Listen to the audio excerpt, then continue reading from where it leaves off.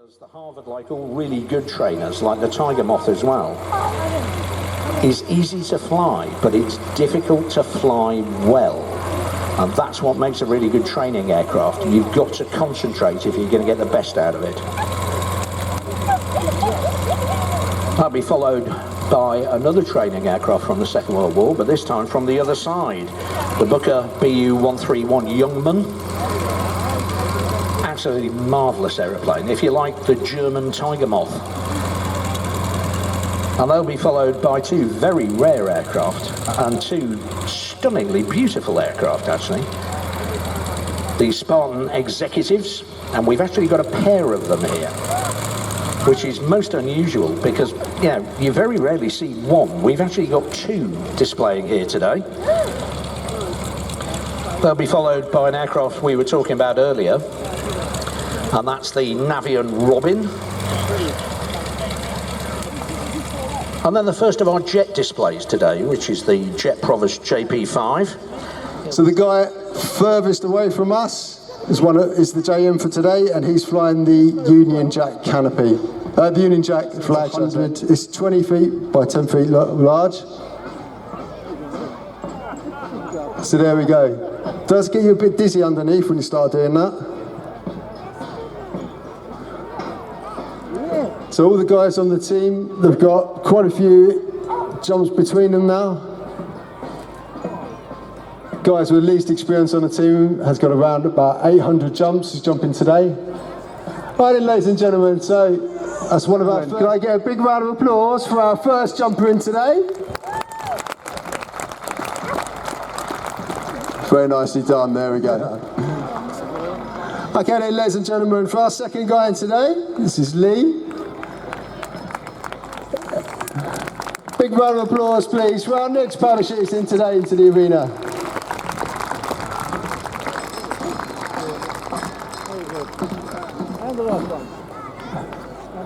Yeah, when it's Neil Wins, it's a good idea to take the landing on your bum.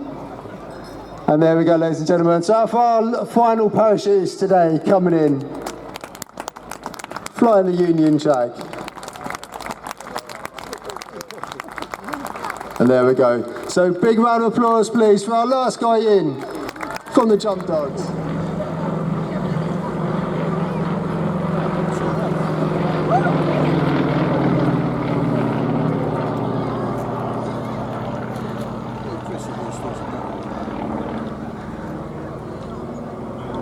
Beginning with the display showing you just the vertical power of this aircraft. It was introduced at the 1975 World Aerobatic Championships. And it was a real shock because up until then we'd been flying aircraft like the Pitts Special and so on and so forth. No one was really considering very lightweight, overpowered monoplanes. Yakovlev were the first to do that. The Vedenev MP14 engine in the nose. Oh, that's nice. Straight up into a Lomsavac. That's the manoeuvre that shocked everybody rigid at the World Aerobatic Championships. It's called a Lomsavac, which apparently is the kind of headache you associate with far too much plum brandy. Czechoslovak word, as I understand it.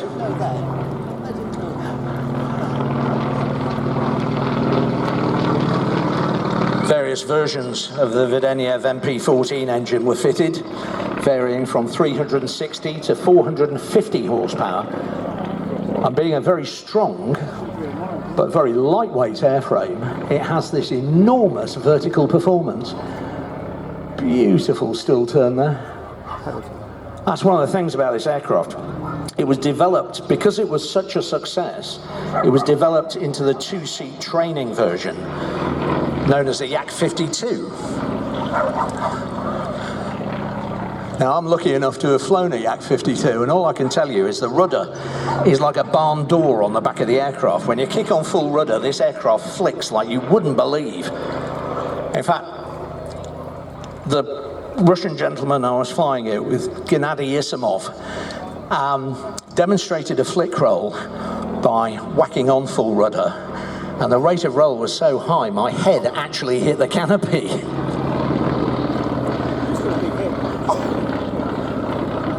what's interesting about this aircraft is it wasn't only used as an aerobatic and display aircraft, it was also used as a training aircraft by the air forces of Ukraine, Lithuania, Russia, and various other of the former Soviet pact countries.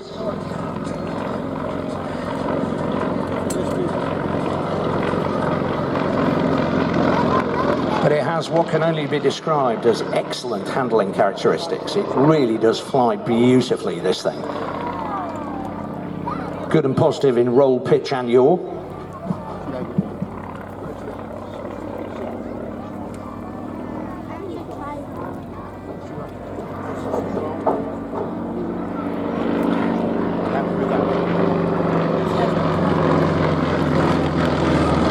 That's what Ian calls his photographer's pass, nice topside pass for the photographers to get a good shot of the aircraft.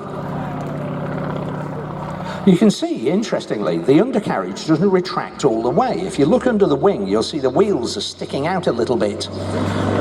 This was a feature they continued on the two-seat trainer version, the Yak 52, because what it meant was if a student pilot forgot to put the wheels down, all you were going to do was bend the prop because it still actually landed on the wheels. The X9 with that.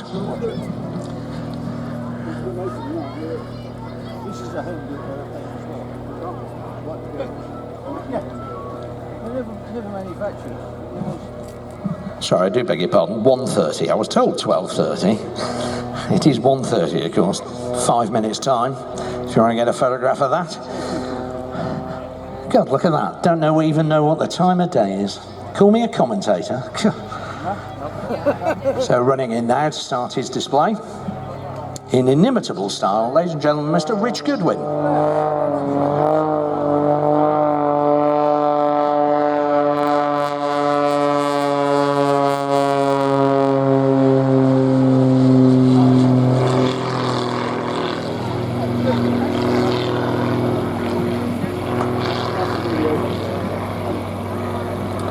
A very much modified aircraft, this.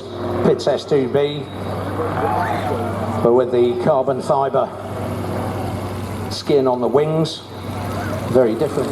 And Rich asked me to apologise, because normally, as well as the 360 horsepower from the piston engine,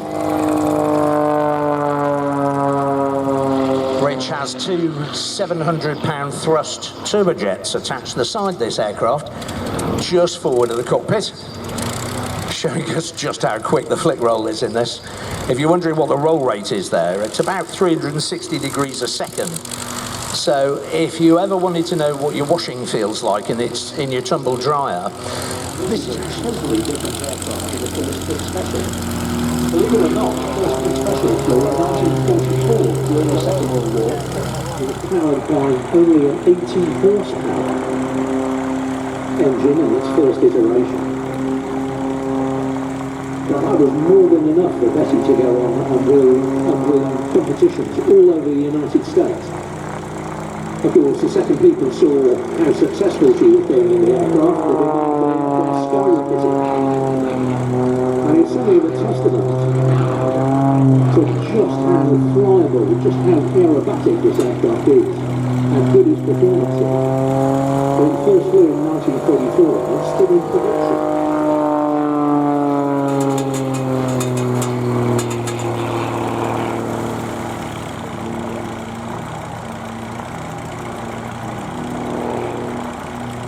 Production's been taken over by a company in America called Avion. There's two types of G. As he's pitching down and pulling up, right now he's under what's known as positive G, so all his blood, everything in his body is trying to get into his feet.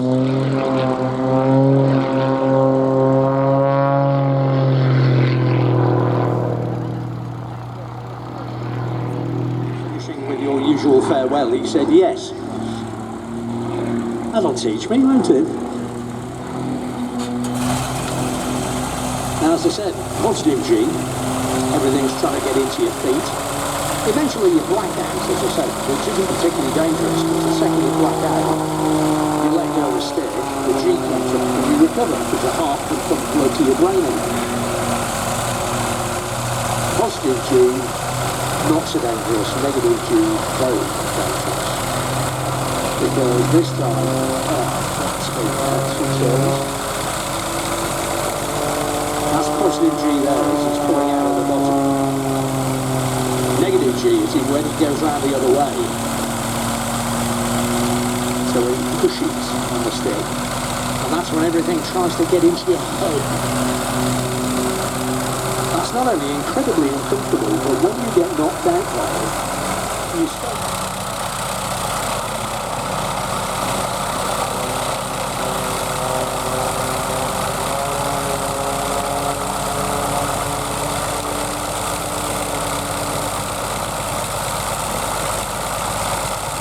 Not bad for those who don't know where it is.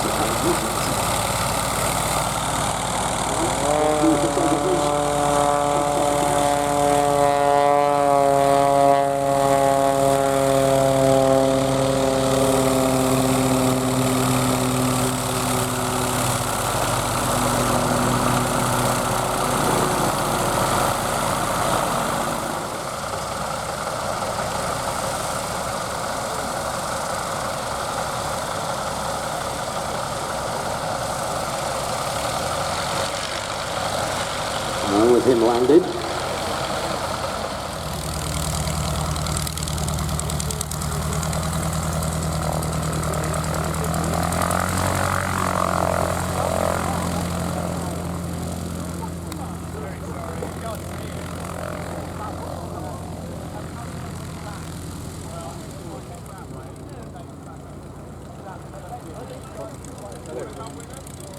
Fokker DR1.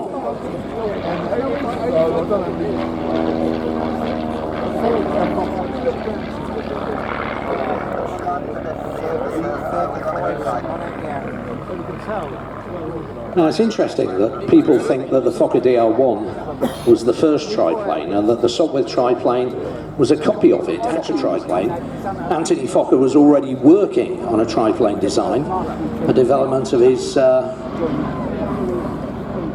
cantilever wing design. 7.62 Parabellum machine guns mounted in front of the pilot, again firing through the propeller. And the original wartime aircraft were fitted with a rotary engine. That meant the whole engine spun. Not just the propeller, the engine spun with it. Now, rotary engines were very much in the vogue in the First World War, because they needed a method of cooling the engines, and the easiest way to cool it was to spin it.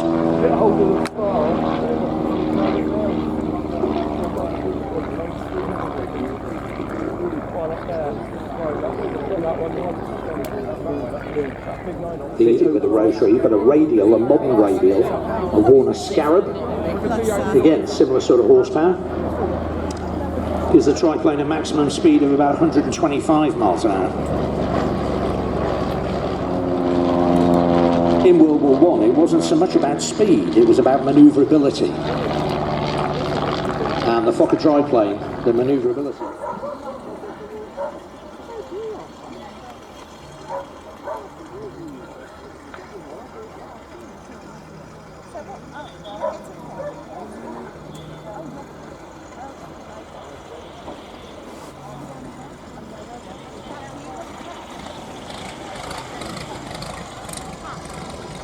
.800s, each kicking out 2,000 horsepower each.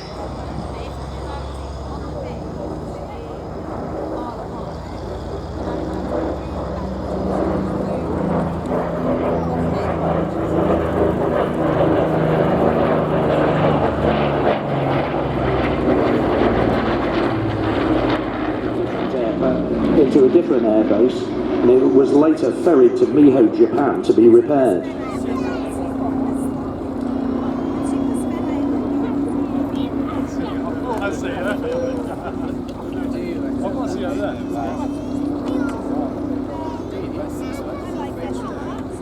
Mostly based at Busan East, known as K9, during the Korean War. While it was being repaired. But in February 1952, it was hit again with 40mm flak, which hit the glassy co-pilot's canopy. Once again, it was repaired, and in May, it was reassigned to the 17th Bomb Wing, going to the 95th Bomb Squadron, known as the Kicking Mules. Became the spare aircraft on that squadron, because everybody found out that it had been hit twice by flak on previous missions, and nobody wanted to fly it. They christened it the Magnet, or Flak Magnet.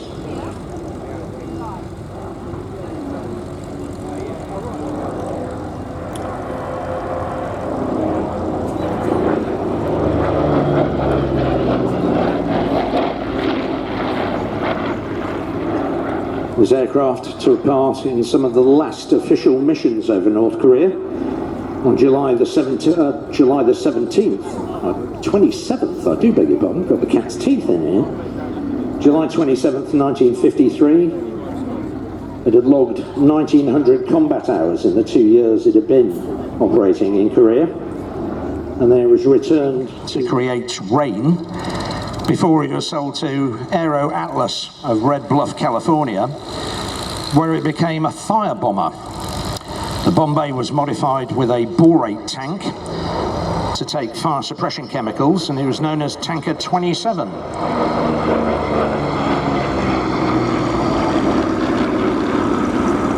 It was to stay in this role as a firefighting aircraft. They, however, very quickly sold the aircraft on to a chap called Don Crow. Don Air were not impressed by that, apparently.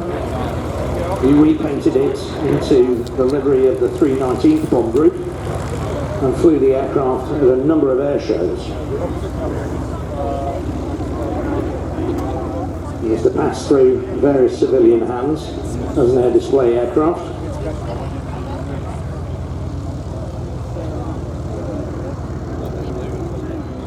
Very, very popular, particularly with air racing pilots. In the late 1920s and early 30s, Waco produced just some beautiful aeroplanes. They really are.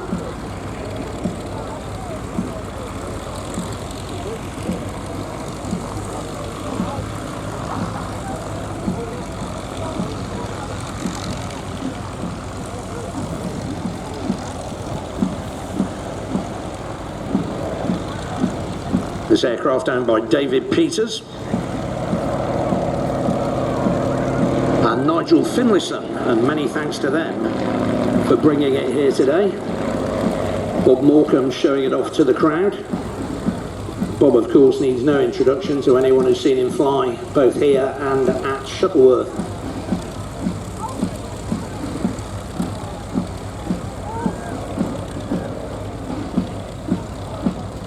Now, this particular version of the aircraft was essentially a sort of state-of-the-art refinement of the 1930s model. Retained all the major features, staggered wings, strut-connected ailerons. The earlier Fs were all built as three-seaters, however, with two passengers seated side by side in the front cockpit. The UPF-7 was intended to be a dual-control trainer, but when the stick was removed, the front seat was still wide enough to accommodate two passengers, making it quite a useful. Now, during the Second World War, Waco were, of course, very, very busy producing things like the Waco CG-4 Hadrian assault glider, obviously used in very large numbers during such operations as D-Day, Operation Dragoon and Operation Market Garden. But they were still producing these aircraft. In fact, they produced over 700 of this particular type, the UPF-7, for the civilian pilot training program.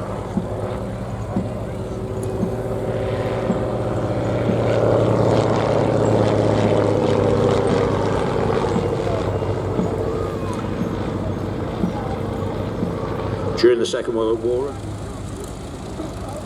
Let's see other global stars.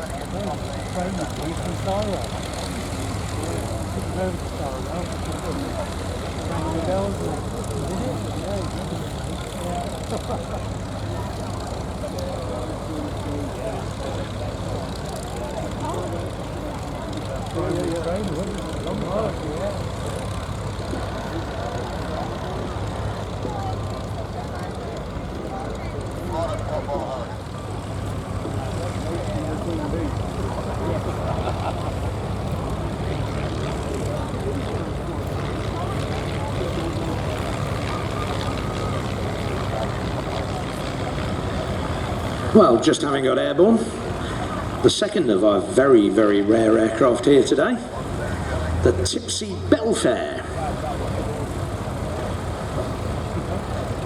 It's a rather wonderful piece of aviation history, this, and it's such a sad story, it really is. It was designed in Belgium by Avion Ferry, by a man called Mr. Tips, hence it quickly became known as the Tipsy Belfair.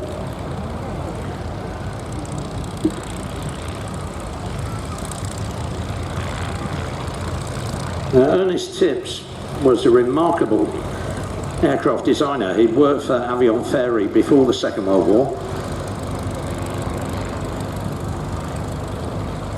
The trouble is that he designed and they built this beautiful little aircraft just after the Second World War.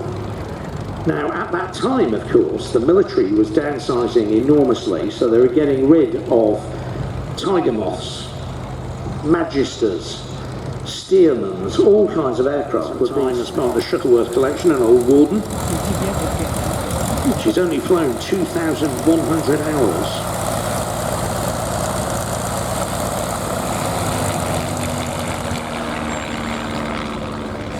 Now owned by David Beale, based at Wychford.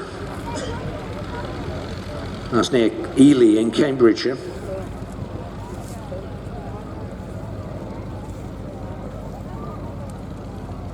A great deal of effort has gone into this aircraft to keep it as original as possible. Even when it was under restoration, they tried to maintain the original fabric cover.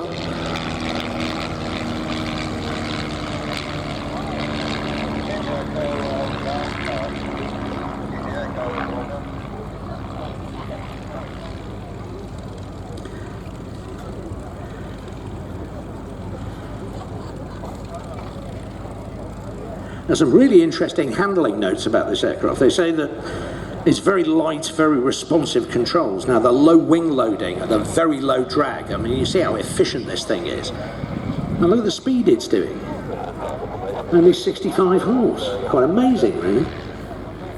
So very responsive, very light, low wing loading, low drag, very good performance. And its performance is so good, it's actually, there's not many modern aircraft that can actually match this thing. Not only a Tiger Moth owner and pilot in his own right, but also the commentator for the team, which I'm very pleased about. Oh, you've got Fox Mike with you. Remember one of them last year? See the yellow one just getting airborne now, just climbing out now, yellow fuselage, silver wings. That used to belong to Tony Harold, who was the head of the art department at the Royal Air Force Museum at Hendon, and was my very, very good friend. They were good. Sadly, Tony was killed in the crash of a Newport 28 at North Weald, practicing for the fighter meet display. And Tony was not only a great aviation artist, he was also a very good pilot, and he got me involved in air displays. Got me dressed up in a red furry dog suit with the barnstormers, running around getting flower bombed.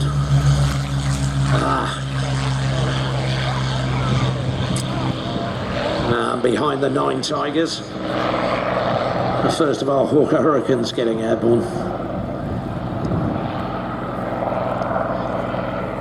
Beautiful machine.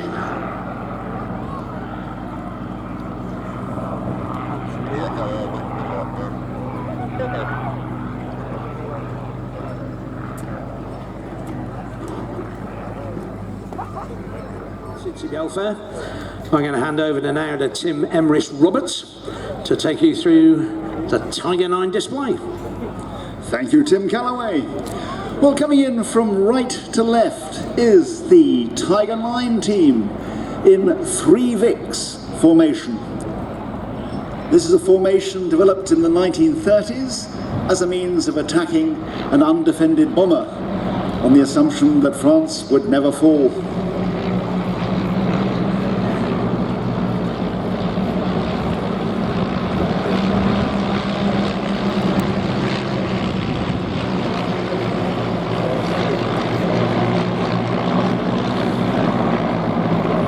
The aim of that formation is that you can concentrate the firepower of 3 aircraft onto a single target. Anyway, the Tiger 9 team is the display team of the de Havilland Moth Club, the club dedicated to the maintenance and flying in 2019. A trophy previously won by the Red Arrows. Now the 3 Vicks have closed up, so get your cameras ready as they come from left to right in box formation. Team was first created in 2005 and we fly around 12 air shows a year, mostly in the UK, but occasionally in France and in Switzerland. And indeed in 11 days' time we shall be flying over to Langenthal near Bern to display in a vintage air show over there. Now these aircraft only have a 200-mile range, and so that will involve 6 flights to get out and 6 flights to come back. So there they are, running in from left to right in box formation.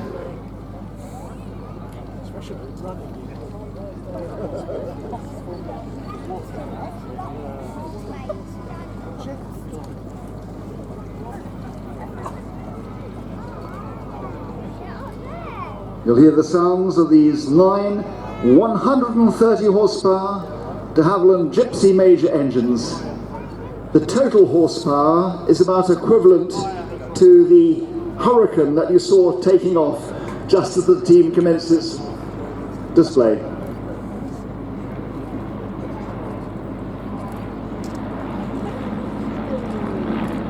Worth a photo.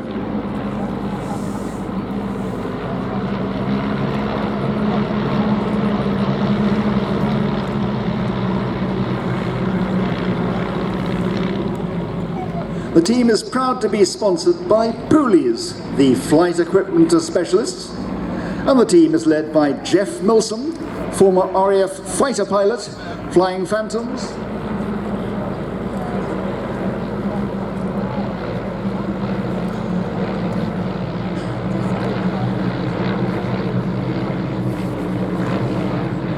I should explain this is a very difficult formation to fly, because if somebody near the centre makes a slight wobble, the next man out makes a bigger one, and the one on the end is pushed up and down or outwards, rather like the end of a whip. So a very difficult one to fly well.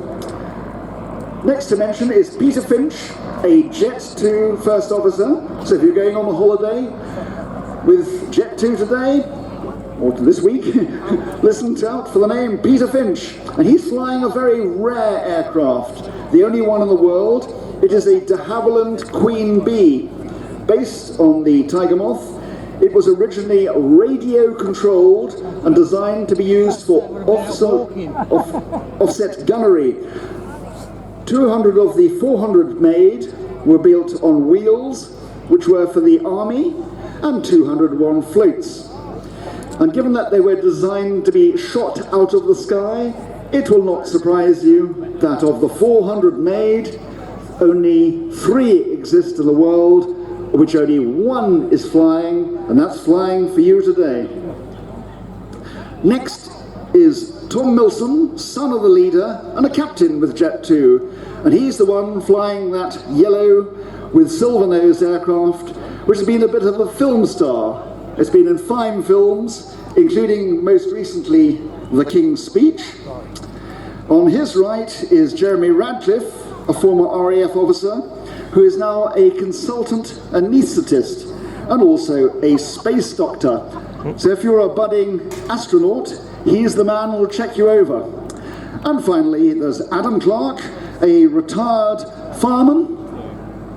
And look at the team now, get your cameras ready as they dive in for the bomb burst.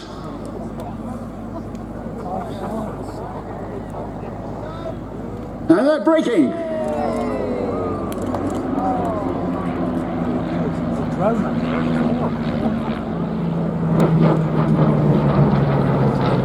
Just flying the Yak 50 earlier. So a very different proposition this.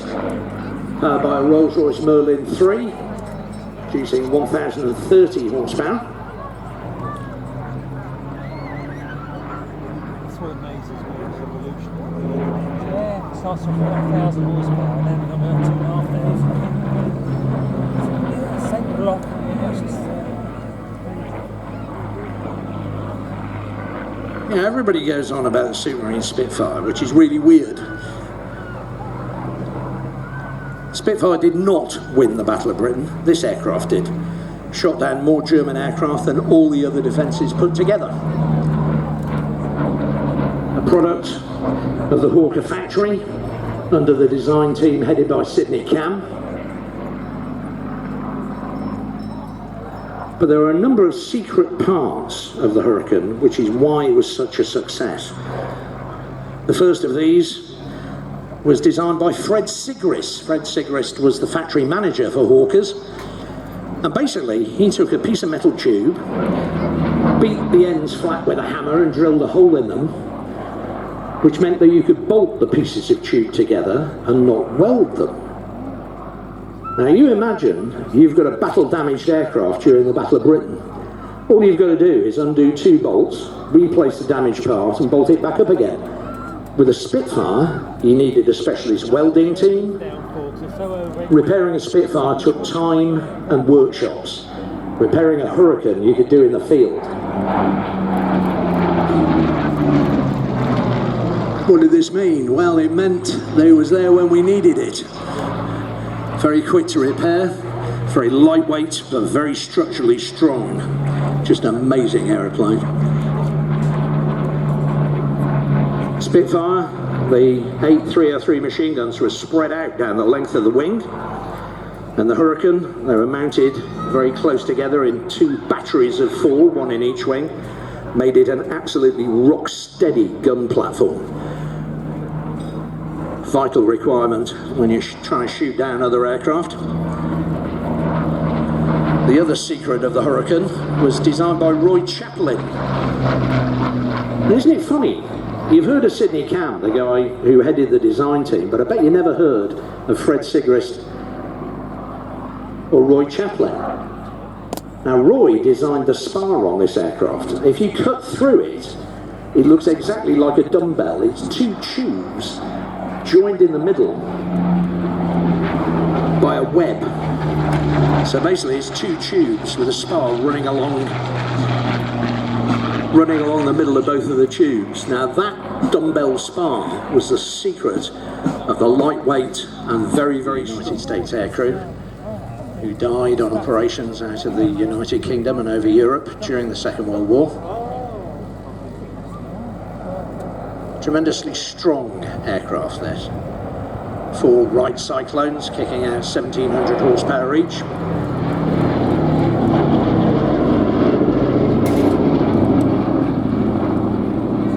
Incredibly rugged airframe. Some of the photographs you'll see of aircraft coming back with battle damage are just incredible. There was one B-17 I remember in particular that actually had a mid-air collision with an ME-109 fighter. The wing of the fighter severed the fuselage nearly all the way through and took the port tailplane off.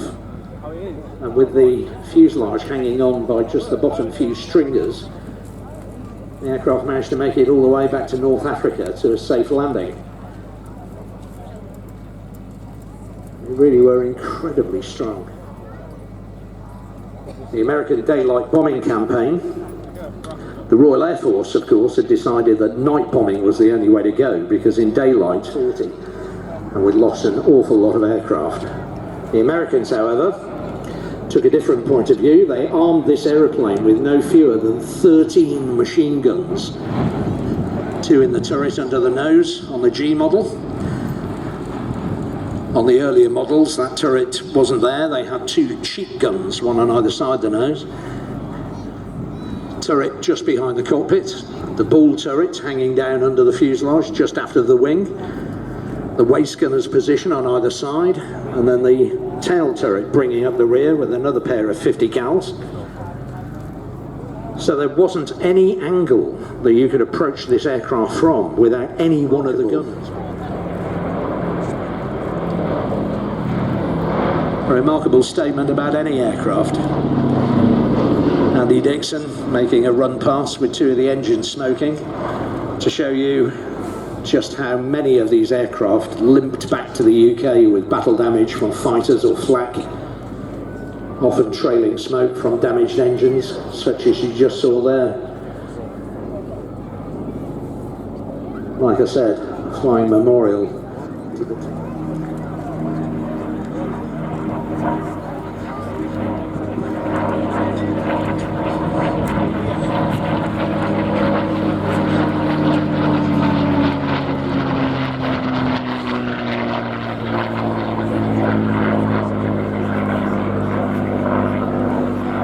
joining us.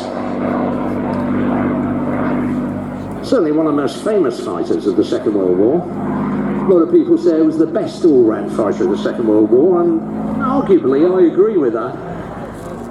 What's really remarkable about this is just after the Battle of Britain, the Royal Air Force sent a commission to the United States to look at American fighters. They looked at the P-47, they looked at the P-40, and they thought, while the P-47 might be useful in places like the Far East or the Middle East, it wasn't really agile enough. I mean, it was 7 tons, the P-47. It wasn't really agile enough for European combat. So they asked American companies if they could come up with a new fighter design. Now, if you imagine North America were already very busy. They were building the T-6 trainers, they were building the B-25 twin-engine bomber. But they turned around and said, yep, we can design you a new fighter.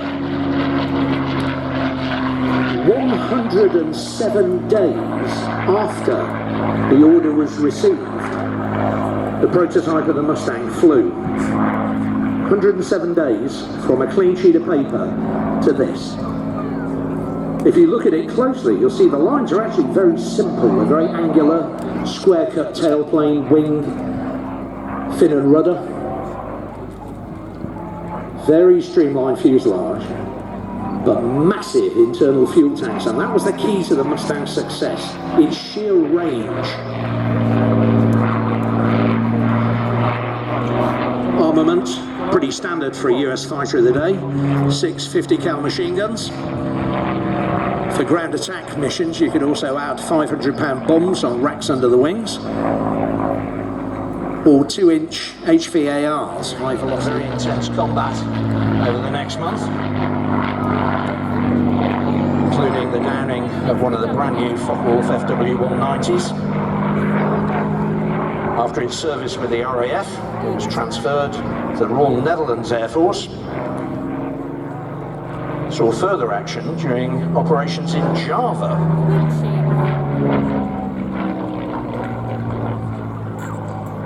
Forces.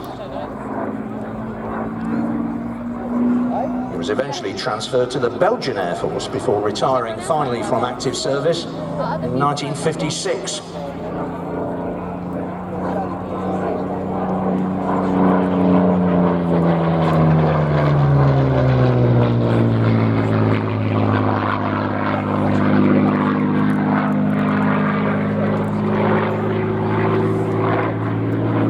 Post-military service career was actually as remarkable as its military one.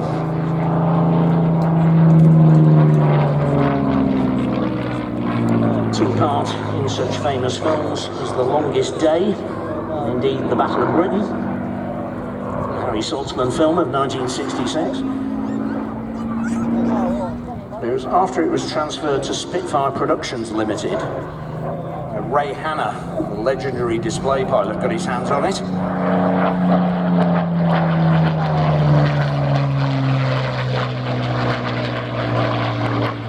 Ray was to fly the aircraft in countless displays, very many film and television appearances, but probably the most famous is when he flew under the Winston Bridge. Now the Winston Bridge is not wide and it is not high. In fact, the width of the bridge is very little more than a Spitfire's wingspan, but Ray actually flew under it for the television series A Piece of Cake. And boy, did they have a lot of cameras on that shoot.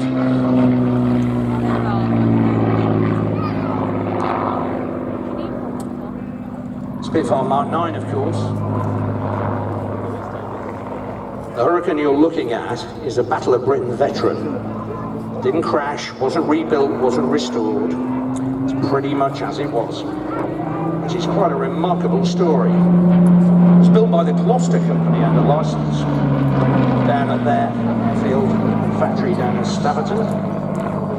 It was issued to number 605, County of Warwick Squadron at Drem in Scotland on the 17th of August 1914. The squadron moved south that month to RAF Croydon on the south side of London. They completed 49 sorties, successfully shooting down 5 enemy aircraft during the Battle of Britain. It was damaged in battle on the 22nd of October. It was repaired and sent to Treble 1 Squadron at Dice in Aberdeenshire in January 41 for North Sea patrols. Became a training aircraft with number 59 and 56 OTUs, and it actually suffered more damage in the training units than it did in combat. Somebody landed on a truck on the runway at Dice, which didn't do the Hurricane a lot of good at all.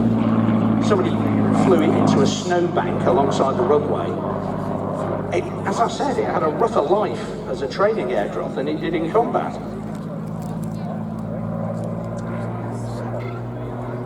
It was dismantled, crated at Cardiff, and sent to India as a training aircraft. But it was never used in that role. It remained in its crate in Bombay until 1947, when it was donated to the Varanasi University for use as an engineering training airframe. And it was left outside in pieces. Now, that's where Peter Vasher found the aircraft in 1982. Forgot all about it, went home, and he was showing his friends the photographs one year, about 14 years later. And somebody said, that's not a Spitfire, that's a Hurricane. Realising what he found, he started negotiations in 1996 to bring the aircraft back to the UK, which he successfully did in June 2001. 3 years later, on the 23rd of December, he flew for the first time post-restoration to flying condition. Peter Vasher owned the aircraft for many years, displaying it all over the country, before selling the aircraft to the man you see flying it here, James Brown, in 2015, who formed the company Hurricane Heritage in Duxford. It's now based there and at White Waltham. It is maintained by the Aircraft Restoration Company at Duxford.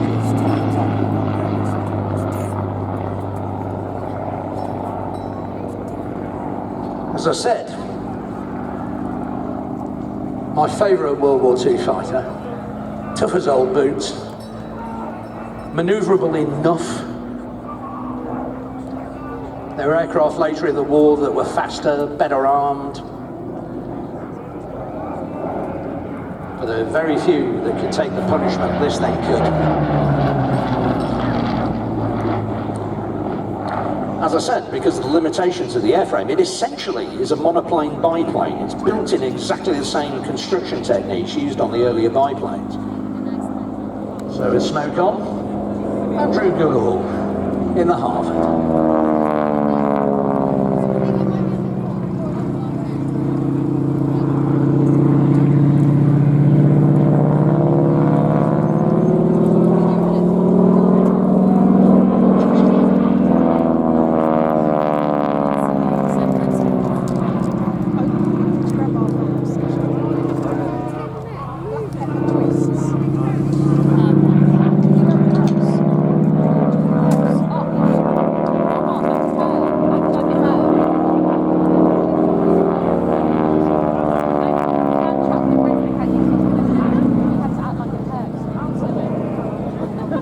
The engine in this aircraft, Pratt & Whitney R1340 Wasp, producing 600 horsepower, gives it a maximum speed of 208 miles an hour.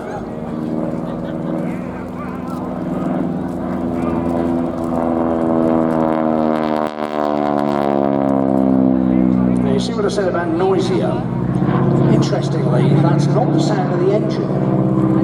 It's a direct drive propeller. There is no gearbox on this engine.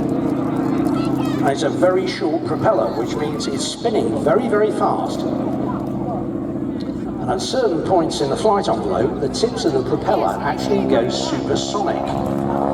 So what you're hearing, that snarl, is actually a very rapid series of sonic booms.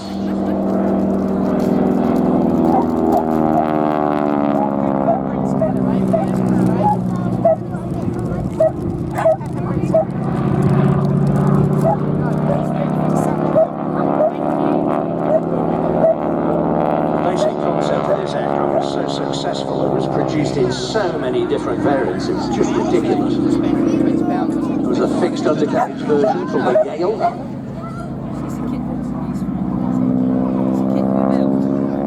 As I said, there were fighter, pilot, and gunnery trainer versions.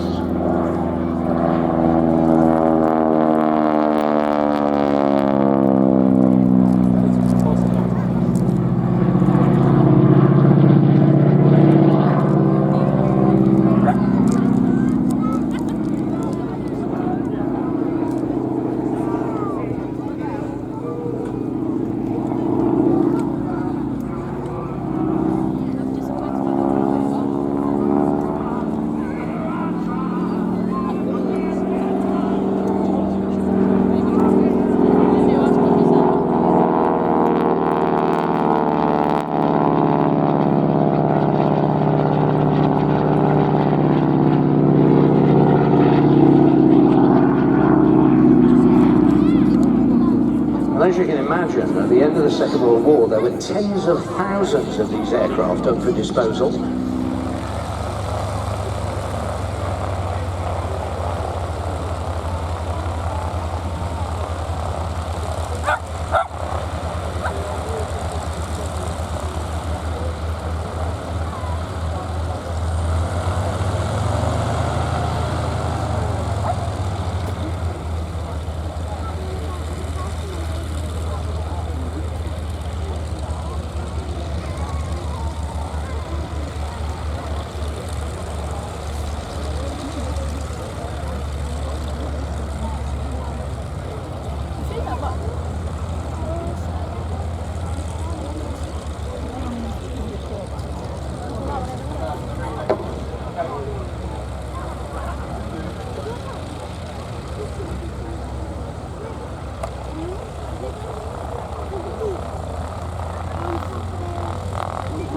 First, because the standard factory finish for the Spartan Executive, which these are two, was natural metal, as you see in the lead aircraft.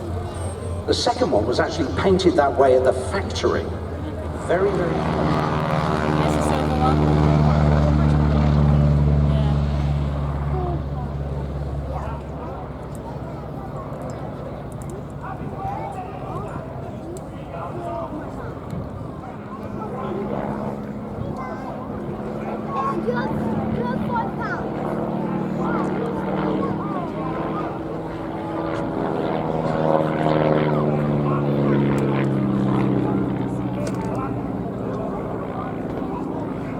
Just arriving in the overhead, ladies and gentlemen, to begin his display, Tony Smith in the Booker BU-131 Youngman.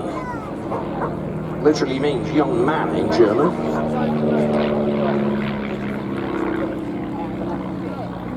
As I said, Carl Booker did his apprenticeship in Sweden, working for Svenska Aero AB.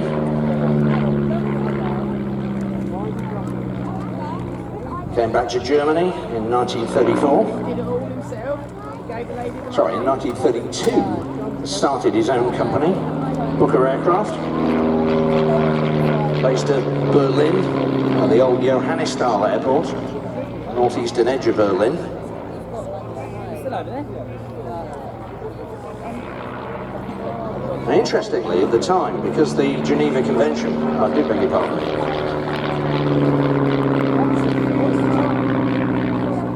the Versailles Treaty, was still in force, Germans were not allowed to have an air force. So they had the Deutsche Luftversportband, or German Air Sport Brigade, or whatever you want to call them. Essentially, it was a way of hiding the fact they were building up an air force and training military pilots. And the first deliveries of this aircraft were made to the DLV during 1934. A number of them painted with the Olympic rings took part in the ceremonies surrounding the 1936 Olympics in Berlin. And as you can see here, not like a tiger moth, is it? Very much more manoeuvrable. But interestingly, it's not an overpowered aircraft.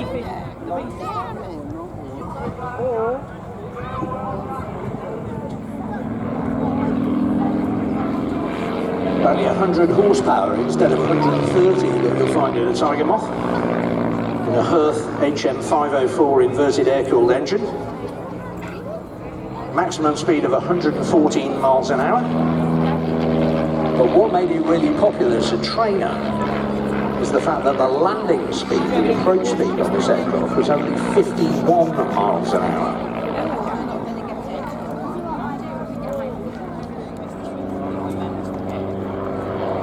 Now Herth and various other companies have come up with ways of fixing that. So even with carbureted engines,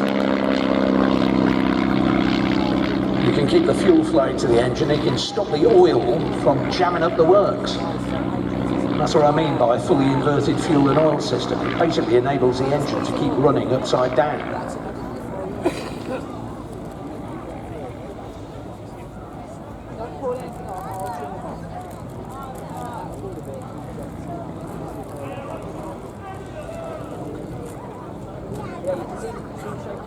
Despite being designed in 1934, it still looks remarkably modern, doesn't it? I think the swept wings give it that edge.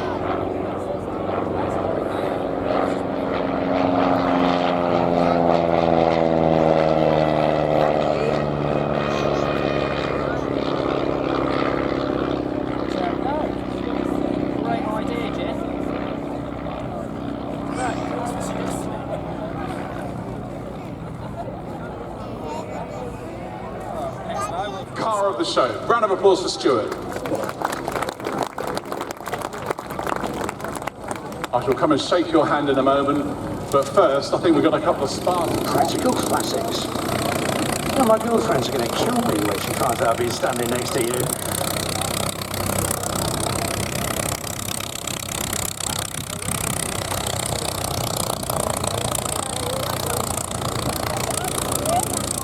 Well, as I said, very, very rare aeroplanes.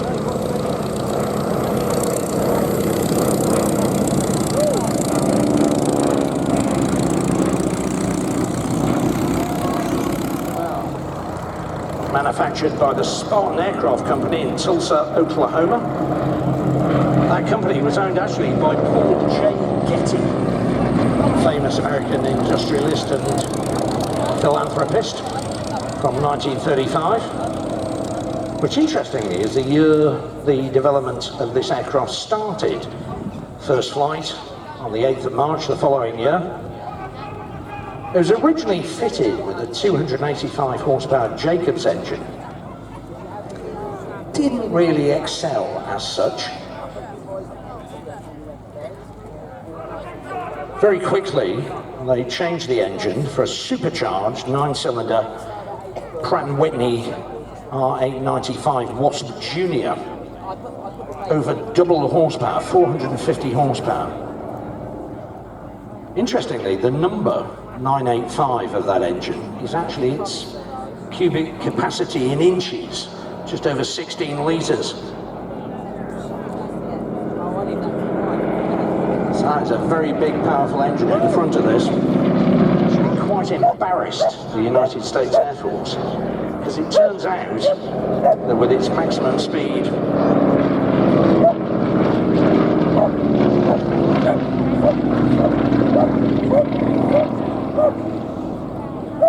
I do beg your pardon. General Dab, is that how that goes? Yes. Sorry, I completely lost my thread there. Its maximum speed of 212 miles an hour was rather faster than the American biplane fighters of the day.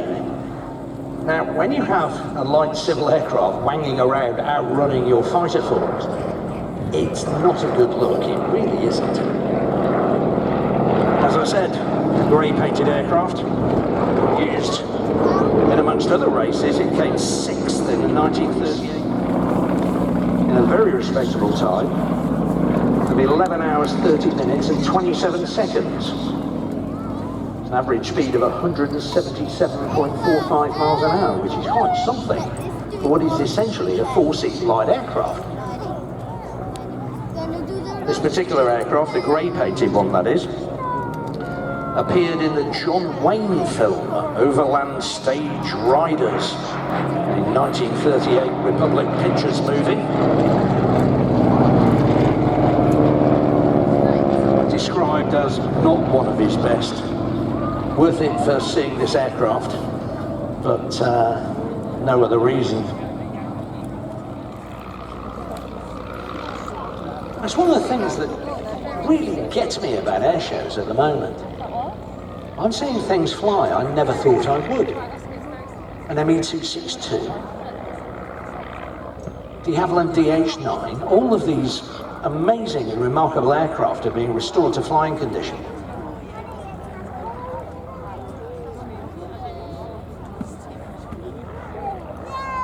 Who knows, we may have another Mosquito back in the UK next.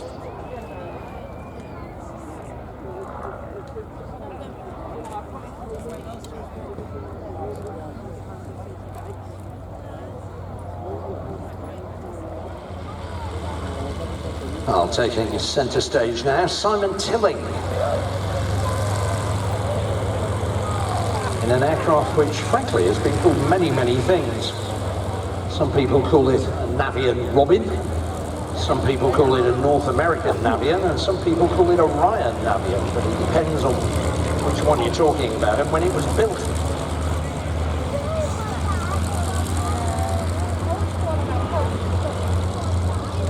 The interesting thing is, this aircraft suffered exactly the same fate as the Tipsy Belfair we saw earlier. Brilliant design, absolutely fantastic.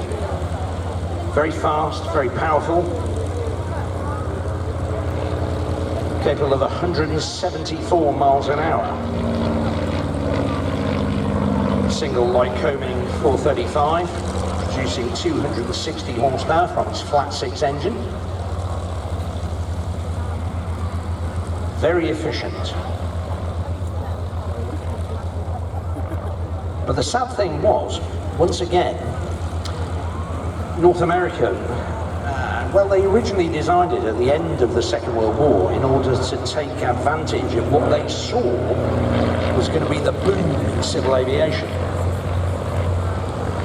What they didn't realise was that civil aviation was going to be full of ex-military aircraft for at least the next 10 years.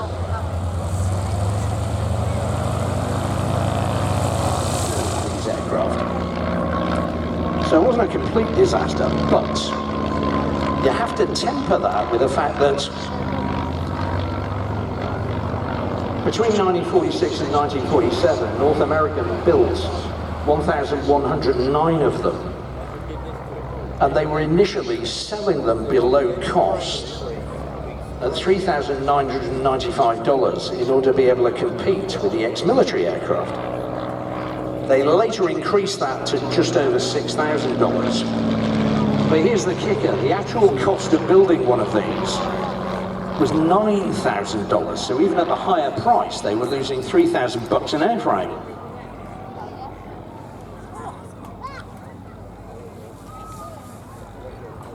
Of that initial production batch of just over 1,100, 83 of them were known as L-17As, and they were supplied to the US Army and the National Guard as local and VIP transport aircraft.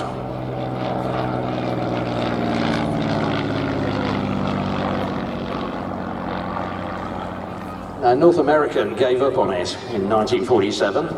They sold the design rights to the Ryan Company, who started production again in 1948 in San Diego. Now, they were to build just over 1,200 of the Navions. They changed the engine to a 205 or a 250 horsepower Continental or Lycoming. And again, sold a small number, 163, to the US Armed Forces before they ended production in 1951.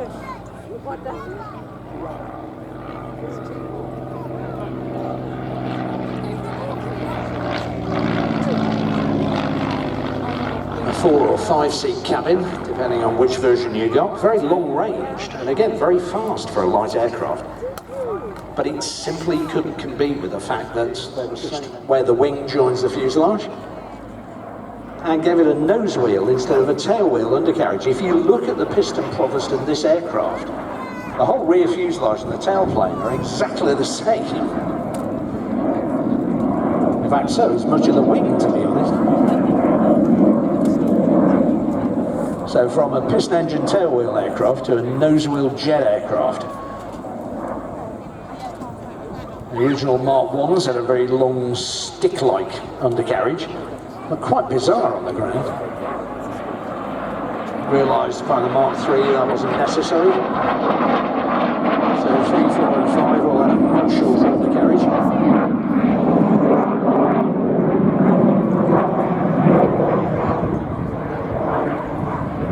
So pilots joining the Royal Air Force would start their initial flying training on aircraft like the Chipmunk, or later on the Bulldog, and they go on to this, their first jet.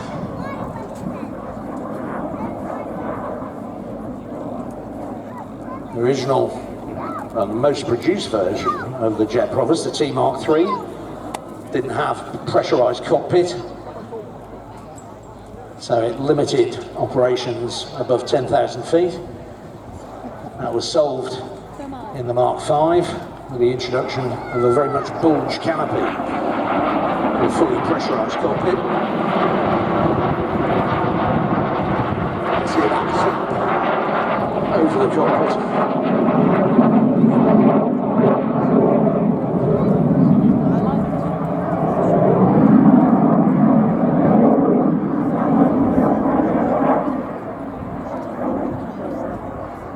It's interesting.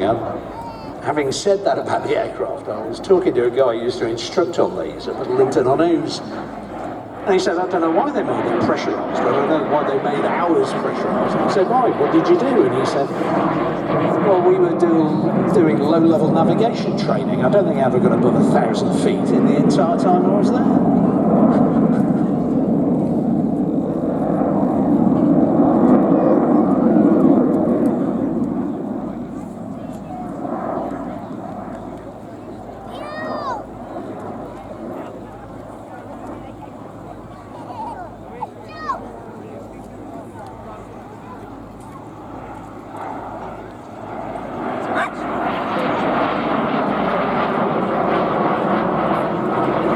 This particular aircraft, built by the British Aircraft Corporation at Warton in 1970.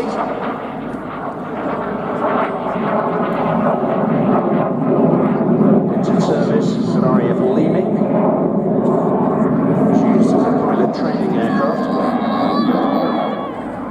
But at that time, this was before the Red Arrows, which were formed in '65. An awful lot of Royal Air Force units had their own aerobatic teams, and this was particularly true of the flight training schools. So this particular aircraft served with both the Gemini Pair team and the Swords air display team. Later on, it was used to train navigators flying with 6 FTS, as I said, over RAF Finningley. He was finally retired from Royal Air Force service in 1993.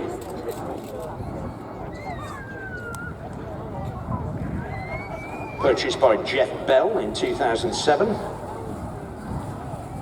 It's now in what is honestly described as immaculate condition, and it genuinely is. It's a beautiful aircraft. It's wearing today the markings of its last service unit, 6 FTS at Finningley. Jeff Bell and Nick Snow own this aircraft jointly. Currently resides. The second half.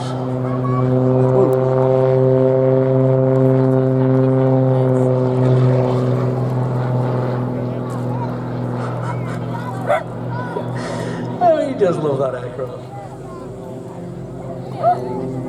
As I said, it's going to take place in 2 parts, the 3-ship formation known as the Global Stars.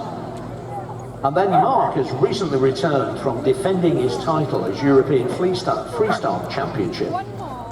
And essentially, we're going to see the display, or rather the aerobatic routine, that he won the Freestyle Championship with in a solo display. 3 different types of Extra 300 here. The single-seater, the upgraded 2-seater, and the original 300L. Back in the 1990s. Mark Jeffries in the lead, known to everyone as Mr. Yak. For many years, the sole importer of Yak aircraft into this country.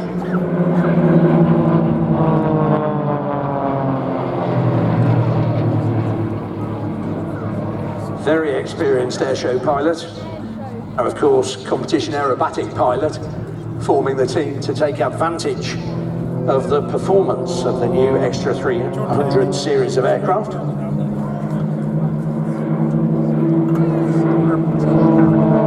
Flying to his left is Chris Burkitt. Chris, you may remember, did a remarkable display in Extra 300 where he flew alongside a scale radio control model. So the radio control model was doing an aerobatic routine close to the audience, and he was doing the same routine further away. They called it the Little and Large Show. And it was just a stunning performance, it really was. Took a great deal of timing. Chris Eames on the other side, former Royal Air Force pilot. Post his RAF career, became very well known for flying vintage jet aircraft like the Hawker Hunter. Displays all around the country.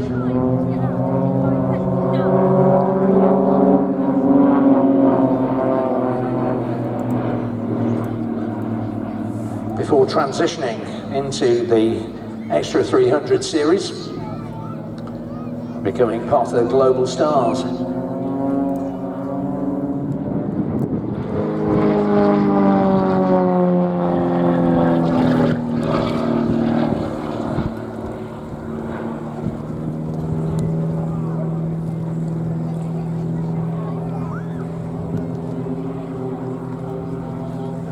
As you can see, as I said, the power to weight ratio, he just hangs it up on the prop and kicks it over the top in a stall turn.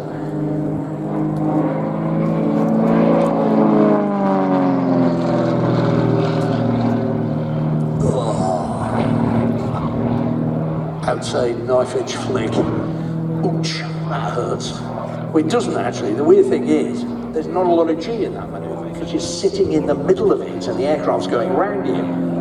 So essentially what you do to do that is you unload the aeroplane to 0 G. You kick on full rudder to turn the aircraft sideways, and then you push the stick all the way forward and it goes end over end going sideways. Knife edge flick it's called, the inverted one. And Chris and Chris in a mirror pair running in. Pulling across. Pirouette around their combined smoke trail.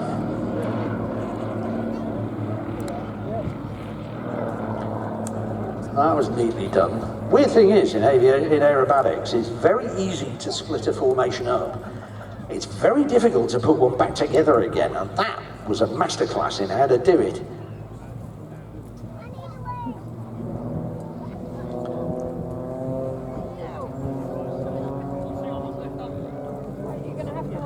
The other thing that makes this aircraft a joy to fly is the cockpit canopy. Cockpit canopy on the two-seat version of this aircraft is about £30,000 because it's optically perfect, one piece of molded polycarbonate. But it means you can see in all the view from this aircraft is just unparalleled.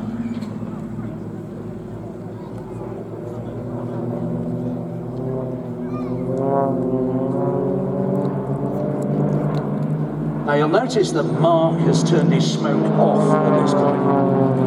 The reason for that is the smoke oil tank on this aircraft isn't that big, and he's not doing one display today, he's doing two. So he's starting off in the formation display, as I said here. He's then going to go into his solo, the aerobatic routine, as I said, he recently defended the European Freestyle Championship with, and he needs the smoke for that.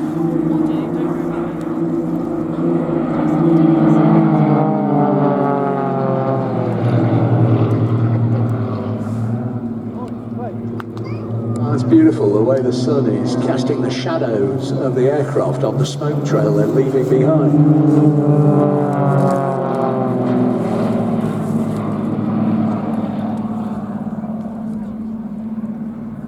Fascinating harness system.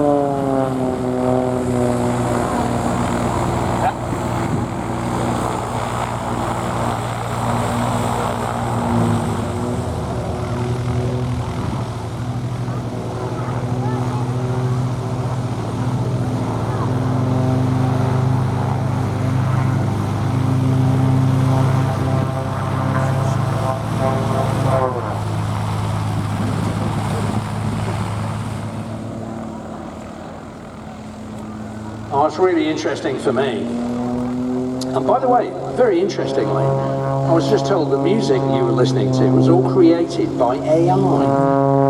I didn't even know you could do that. I'm getting old, aren't I? Now, I've been watching aerobatics displays. I've been taking part in a few, actually, for, let's see, just over 40 years now. And there's at least 6 different manoeuvres there that I don't even know what you call them.